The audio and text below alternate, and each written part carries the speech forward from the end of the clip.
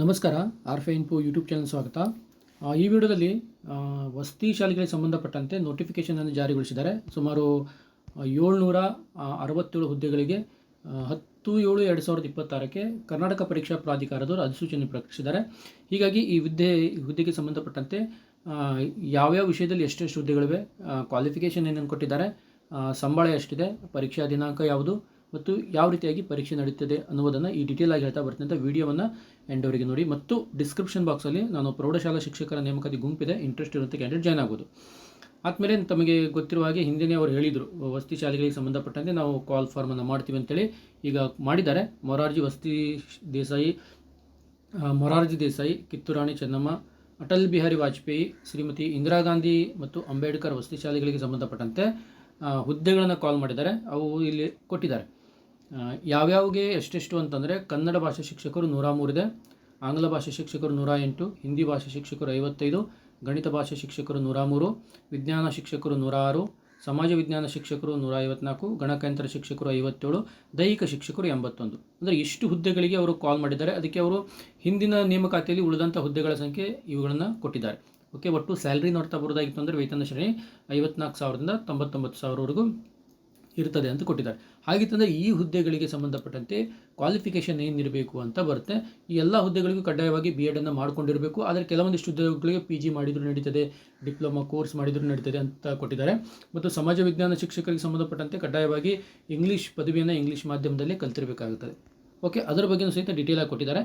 ಇಲ್ಲಿ ನಾವು ನೆಕ್ಸ್ಟ್ ನೋಡ್ತಾ ಬರೋದಾಗಿತ್ತು ಅಂತಂದರೆ ಕ್ವಾಲಿಫಿಕೇಷನ್ ಏನು ಅಂತ ಇಲ್ಲಿ ನೋಡ್ಬೋದು.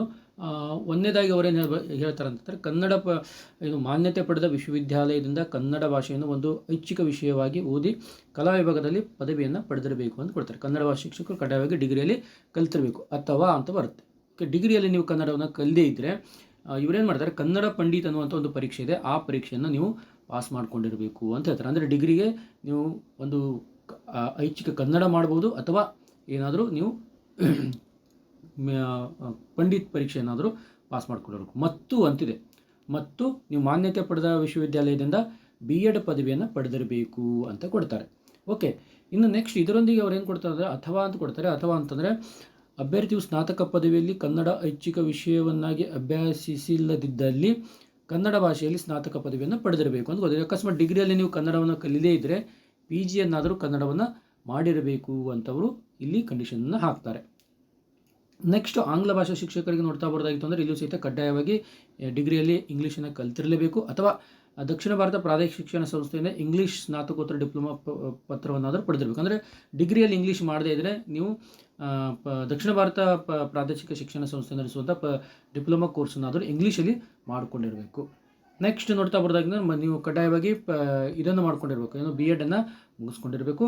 ಮತ್ತು ಇಲ್ಲೇನು ಕೊಡ್ತಾರೆ ಅಂತಂದರೆ, ಅಭ್ಯರ್ಥಿಯು ಸ್ನಾತಕ ಪದವಿಯಲ್ಲಿ ಇಂಗ್ಲೀಷನ್ನು ಐಚ್ಛಿಕ ವಿಷಯವನ್ನಾಗಿ ಅಭ್ಯಸಿಸಿಲ್ಲದಿದ್ದರೆ ಇಂಗ್ಲೀಷ್ ಭಾಷೆಯಲ್ಲಿ ಸ್ನಾತಕೋತ್ತರ ಪಡೆದಿರಬೇಕು ಅಂತ ಕೊಡ್ತಾರೆ. ಅಂದರೆ ನೀವೇನಾದರೂ ಡಿಗ್ರಿಯಲ್ಲಿ ಇಂಗ್ಲೀಷ್ ಕಲಿತಿದ್ರೆ PGಯಲ್ಲಾದರೂ ಕಡ್ಡಾಯವಾಗಿ ಇಂಗ್ಲೀಷನ್ನು ಕಲ್ತಿರಬೇಕು ಅಂತ ಕೊಡ್ತಾರೆ. ನೆಕ್ಸ್ಟ್ ಅಭ್ಯರ್ಥಿಯು ಸ್ನಾತಕ ಮತ್ತು ಸ್ನಾತಕೋತ್ತರ ಪದವಿ ಕೋರ್ಸ್ಗಳಿಗೆ SSLCಯಲ್ಲಿ ಕನ್ನಡದಲ್ಲಿ ಒಂದು ಭಾಷೆಯಾಗಿ ಅಭ್ಯಸಿಸಿರಬೇಕು ಮತ್ತು ಕನ್ನಡ ಪರೀಕ್ಷಾ ಪ್ರಾಧಿಕಾರವು ಅಥವಾ ನಡೆಸುವಂಥ ಬೆಂಗಳೂರು ನಡೆಸುವಂಥ ಕನ್ನಡ ಪ್ರಮಾಣಪತ್ರ ಕೋರ್ಸಲ್ಲಿ ಪಾಸ್ ಆಗಿರಬೇಕು ಅಂತ ಕೊಡ್ತಾರೆ. ಅಂದರೆ ನೀವು ಆಲ್ಮೋಸ್ಟ್ ಅದಾಗಿ SSLC ಮತ್ತು ಎಲ್ಲದೂ ನಾವೇನು ಮಾಡ್ತೀವಿ, ಕನ್ನಡವನ್ನು ಓದಿರ್ತಾರೆ. ನೆಕ್ಸ್ಟ್ ಹಿಂದಿ ಭಾಷಾ ಶಿಕ್ಷಕರು ಸಹಿತ ಕಡ್ಡಾಯವಾಗಿ ಡಿಗ್ರಿಯಲ್ಲಿ ಹಿಂದಿ ಇರಬೇಕು, BEd ಮಾಡಿರಬೇಕು. ಮತ್ತು ಪದವಿಯಲ್ಲಿ ಹಿಂದಿಯನ್ನು ಅಧ್ಯಯನ ಮಾಡದಿರುವಂಥ ಅಭ್ಯರ್ಥಿಗಳು ಏನು ಮಾಡಬೇಕು, ಹಿಂದಿ ಭಾಷೆ ಪ್ರಚಾರ ಸಭಾಕ್ಕೆ ಸಂಬಂಧಪಟ್ಟಂತೆ ಯಾವುದೋ ಕೋರ್ಸನ್ನು ಮಾಡಬೇಕು. PGಯನ್ನಾದರೂ ಸಹಿತ ನೀವು ಹಿಂದಿಯಲ್ಲಿ ಮಾಡಿಕೊಂಡಿರಬೇಕು. ಈ ರೀತಿಯಾದಂಥ ಕಂಡೀಷನ್ಸನ್ನು ಅವರು ಕೊಡ್ತಾ ಬರ್ತಾರೆ. ನೆಕ್ಸ್ಟ್ ನೋಡ್ತಾ ಬರೋದು ಗಣಿತ ಶಿಕ್ಷಕರಿಗೆ ನೋಡ್ತಾ ಬರೋದಾಗಿತ್ತು ಅಂದರೆ, ಗಣಿತ ಶಿಕ್ಷಕರು ಕಡ್ಡಾಯವಾಗಿ ಗಣಿತ ಮತ್ತು ಭೌತಶಾಸ್ತ್ರವನ್ನು ಕಡ್ಡಾಯವಾಗಿ ಓದಿರಲೇಬೇಕು ಮತ್ತು ಸ್ನಾತಕ ಪದವಿಯನ್ನು ಅಂದರೆ ಡಿಗ್ರಿಯಲ್ಲಿ ಓದಿರಲೇಬೇಕು. ಅದರೊಂದಿಗೆ ರಸಾಯನಶಾಸ್ತ್ರವನ್ನು ಕಡ್ಡಾಯವಾಗಿ ಓದಿರಬೇಕು ಅಂತ ಕೊಡ್ತಾರೆ. ಇದರೊಂದಿಗೆ ನೀವೇನು ಮಾಡಬೇಕು, BEd ಸಹಿತ ಮುಗಿಸ್ಕೊಂಡಿರಬೇಕು. ಅಕಸ್ಮಾತ್ ಅಭ್ಯರ್ಥಿಯು ಸ್ನಾತಕ ಪದವಿ ಅಥವಾ ಪದವಿ ಪೂರ್ವ ಕೋರ್ಸ್ ಅಥವಾ SSLCಯಲ್ಲಿ ಕನ್ನಡ ಅಭ್ಯಾಸವನ್ನು ಅಂದರೆ ಒಂದು ಕನ್ನಡ ಆಲ್ಮೋಸ್ಟ್ ಎಲ್ಲ ಎಲ್ಲರೂ ಕನ್ನಡವನ್ನು ಓದಿರ್ತಾರೆ, ಹೀಗಾಗಿ ಕನ್ನಡದ ಏನು ಪ್ರಾಬ್ಲಮ್ ಇಲ್ಲ. ನೆಕ್ಸ್ಟ್ ವಿಜ್ಞಾನ ಶಿಕ್ಷಕರನ್ನು ಬರ್ತೇವೆ. ವಿಜ್ಞಾನ ಶಿಕ್ಷಕರು ಸಹಿತ ಕಡ್ಡಾಯವಾಗಿ ರಸಾಯನಶಾಸ್ತ್ರ ವಿಷಯದೊಂದಿಗೆ ಮತ್ತು ಕೆಳಕಂಡ ಯಾವುದಾದ್ರೂ ಒಂದು ಐಚ್ಛಿಕ ವಿಷಯದೊಂದಿಗೆ, ಅದರಲ್ಲಿ ಆಲ್ಮೋಸ್ಟ್ ಆಗಿ ಸಸ್ಯಶಾಸ್ತ್ರ ಮತ್ತು ಪ್ರಾಣಿಶಾಸ್ತ್ರ ಬರುತ್ತೆ, ಅದನ್ನು ಮಾಡ್ಕೊಂಡಿರಬೇಕು. ನೆಕ್ಸ್ಟ್ ಪದವಿಯನ್ನು BEd ಹೊಂದಿರಬೇಕು ಮತ್ತು ಕಡ್ಡಾಯವಾಗಿ SSLC ಅಥವಾ PU ಅಥವಾ ಡಿಗ್ರಿಯಲ್ಲಿ SSLCಯನ್ನು ಕನ್ನಡವನ್ನು ಒಂದು ಕಡ್ಡಾಯ ಭಾಷೆಯಾಗಿ ಓದಿರಬೇಕು ಅಂತ ಹೇಳ್ತಾರೆ.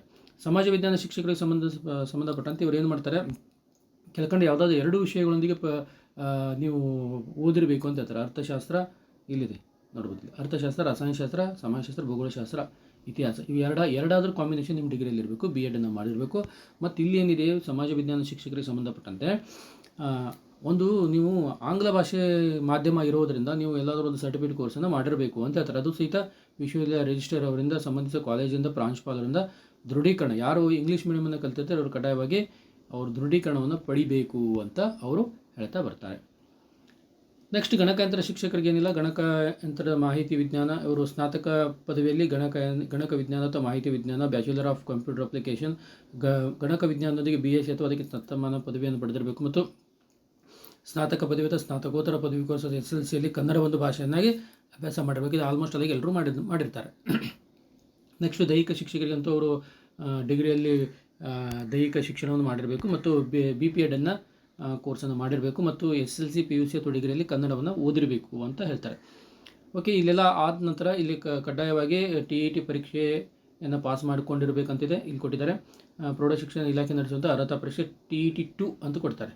TET 2 ಪರೀಕ್ಷೆಯನ್ನು ಅಥವಾ ಕೇಂದ್ರೀಯ ಮಂಡಳಿ ನಡೆಸುವ CTET ಪರೀಕ್ಷೆಯನ್ನು ಪಾಸ್ ಮಾಡಿಕೊಂಡಿರಬೇಕು ಅಂತ ಕೊಡ್ತಾರೆ. ನೆಕ್ಸ್ಟ್ ಇಲ್ಲೇ ಅಕಸ್ಮಾತ್ ಮೇಲೆ ನಮೂದಿಸಿದ ವಿದ್ಯಾರ್ಹತೆಯನ್ನು ಹೊಂದದೇ ಇರುವ ಅಭ್ಯರ್ಥಿಗಳು ನೇಮಕಾತಿ ಪ್ರಕ್ರಿಯೆಯಲ್ಲಿ ಭಾಗವಹಿಸಿದರೆ ನಂತರ ಪರೀಕ್ಷಾ ಪ್ರಾಧಿಕಾರಕ್ಕೆ ಗೊತ್ತಾದ ಅವರು ರಿಜೆಕ್ಟ್ ಮಾಡ್ತಾರೆ ಅಷ್ಟೇ. ಓಕೆ, ಎಲ್ಲರೂ ಏನು ಮಾಡಬೇಕು, ಅರ್ಜಿ ಸಲ್ಲಿಸೋ ಕೊನೆಯ ದಿನಾಂಕದ ಒಳಗಾಗಿ ನೀವೇನು ಮಾಡಬೇಕು, ನಿಮ್ಮ ಅರ್ಹತೆಯನ್ನು ಹೊಂದಿರಬೇಕು ಅಂತ ಕೊಡ್ತಾರೆ. ನೆಕ್ಸ್ಟು ಮೇಲ್ಕಂಡ ಹುದ್ದೆಗಳು ನಿಗದಿಪಡಿಸಿ ವಿದ್ಯಾರ್ಥಿ ಹೊರತುಪಡಿಸಿ ಇತರ ಯಾವುದೇ ವಿದ್ಯಾರ್ಥಿಯನ್ನು ಇದ್ದರೆ ಅದರ ಅನರ್ಹ ಅಂತೇಳಿ ಅವರು ಹೇಳ್ತಾರೆ. ತಮಗೆಲ್ಲ ಗೊತ್ತಿದೆ. ವಯೋಮಿತಿ ಅಂತೂ 5 ವರ್ಷ ಸಡಿಲಿಕೆಯನ್ನು ಕೊಟ್ಟಿದ್ದಾರೆ. ಹೀಗಾಗಿ ಸಾಮಾನ್ಯ ವರ್ಗದವರಿಗೆ 45 ಇದೆ, 2A 2B 3Bದವರಿಗೆ 48 ಇದೆ, ಉಳಿದಂಥವರಿಗೆ 50 ವರ್ಷ ವಯಸ್ಸನ್ನು ನಿಗದಿಪಡಿಸಿದ್ದಾರೆ. ಇದನ್ನು ಸ್ವಲ್ಪ ನೋಡ್ಕೊಳ್ಳಿ. ಓಕೆ, 50 ವರ್ಷ ಇದೆ. ನೆಕ್ಸ್ಟು 18 ವರ್ಷ ಆಗಿರಬೇಕು. ನೆಕ್ಸ್ಟು ಆದೇಶದಂತೆ ಇತ್ತು. ನೆಕ್ಸ್ಟ್ ಇಲ್ಲಿ ನೋಡ್ತಾ ಬರೋದಾಗಿತ್ತಂದರೆ ಸಡಿಲಿಕೆ ಅಂತಿರುತ್ತೆ. ಯಾರ್ಯಾರಿಗೆ ಸಡಿಲಿಕೆ, ಆಲ್ಮೋಸ್ಟ್ ಆಗಿ ಮಾಜಿ ಸೈನಿಕರಿಗಿದೆ, NCC ಪೂರ್ಣಕಾಲಿಕ ಪರಿವೀಕ್ಷಕರಿಗಿದೆ, ಓಕೆ, ಅಂಗವಿಕಲರು ಕೊಟ್ಟಿದ್ದಾರೆ, ವಿಧವೆಯಾಗಿದ್ದರೆ ಕೊಟ್ಟಿದ್ದಾರೆ, ಜೀತ ಕಾರ್ಮಿಕದವರು ಕೊಟ್ಟಿದ್ದಾರೆ. ಅರ್ಜಿ ಸಲ್ಲಿಸುವ ವಿಧಾನ ಅವರು ಈ ಆನ್ಲೈನ್ದಲ್ಲಿ ಬಿಡ್ತೀವಿ ಅಂತ ಕೊಟ್ಟಿದ್ದಾರೆ. ಇಲ್ಲಿ ನೀವು ಈ ಆನ್ಲೈನ್ ಲಿಂಕ್ ಮೂಲಕ ನೀವು ಅರ್ಜಿಯನ್ನು ಸಲ್ಲಿಸ್ಬೋದು. ಅರ್ಜಿ ಸಲ್ಲಿಸುವ ಪ್ರಾರಂಭವಾಗುವ ದಿನಾಂಕ 15 ಕೊಟ್ಟಿದ್ದಾರೆ. ಅರ್ಜಿಯನ್ನು ಕೊನೆಯ ದಿನಾಂಕ 13/8 ಆಗಸ್ಟ್ 8ಕ್ಕೆ ಮತ್ತು ಶುಲ್ಕ ಪಾವತಿ 14/8ಕ್ಕೆ ಕೊನೆಯ ದಿನಾಂಕ ಅಂತ ಹೇಳ್ತಾರೆ. ಈಗ ಈ ಡೇಟನ್ನು ನೀವು ಸ್ವಲ್ಪ ಗಮನದಲ್ಲಿ ಇಟ್ಕೊಳ್ಳಿ. ನೆಕ್ಸ್ಟ್ ನಾವು ಆನ್ಲೈನ್ ಮೂಲಕ ಅರ್ಜಿ ಭರ್ತಿ ಮಾಡೋ ಮೊದಲು ಎಲ್ಲ ಸೂಚನೆಗಳನ್ನು ಓದಿಟ್ಕೊಳ್ಬೇಕು. ಮತ್ತು ವೇತನ ಶ್ರೇಣಿ 2004 ಪರಿಷ್ಕೃತ ವೇತನ ಸೇರಿದಂತೆ 54,000 ಸ್ಟಾರ್ಟ್ ಆಗುತ್ತೆ. ಓಕೆ, ನೆಕ್ಸ್ಟು ಪಿಂಚಣಿ ಅಂತೂ ಇಲ್ಲ, ತಮಗೆಲ್ಲ ಗೊತ್ತಿರೋದೆ. ಮತ್ತು ಆನ್ಲೈನ್ ಶುಲ್ಕ ಪಾವತಿಗೆ ಸಂಬಂಧಪಟ್ಟಂತೆ ಯಾವುದೇ ಶುಲ್ಕವನ್ನು ಪಾವತಿ ಮಾಡೋದಿಲ್ಲ ಅಂದ್ಕೊಡ್ತಾರೆ. 2A 2B 3A 3Bದವರಿಗೆ 750 ಇದೆ, ಪರಿಶಿಷ್ಟ ಜಾತಿ ಪಂಗಡ ವರ್ಗ ಅವರಿಗೆಲ್ಲ 500 ಇದೆ, ಹ್ಯಾಂಡಿಕ್ಯಾಪ್ಟಿಗೆ 250 ರೂಪಾಯಿ ಇದೆ.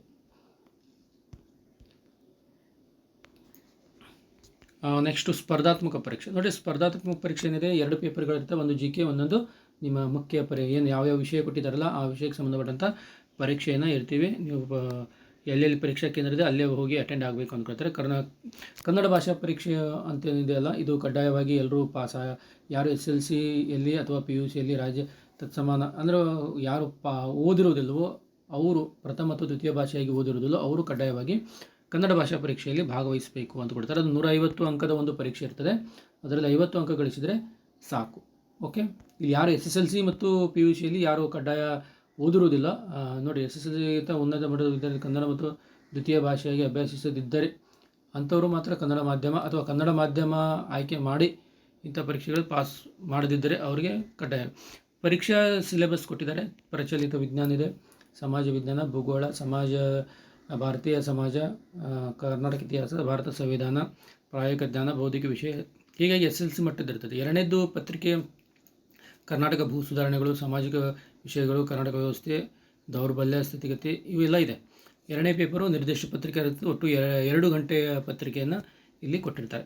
ಸ್ಪರ್ಧಾತ್ಮಕ ಪರೀಕ್ಷೆಯಲ್ಲಿ ಪಡೆದಂಥ ಅಂಕಗಳ ಅನುಗುಣವಾಗಿ ಅವರೇನು ಮಾಡ್ತಾರೆ, ಲಿಸ್ಟನ್ನು ಹಚ್ತಾ ಬರ್ತಾರೆ. ಕನಿಷ್ಠ 35% ಪಡೆದಿರಬೇಕು ಅಂತ ಕೊಟ್ಟಿದ್ದಾರೆ. ಯಾವುದೇ ರೀತಿಯಾದ ಋಣಾತ್ಮಕ ಮೌಲ್ಯಮಾಪನದ ಬಗ್ಗೆ ಹೇಳ್ತಾರೆ.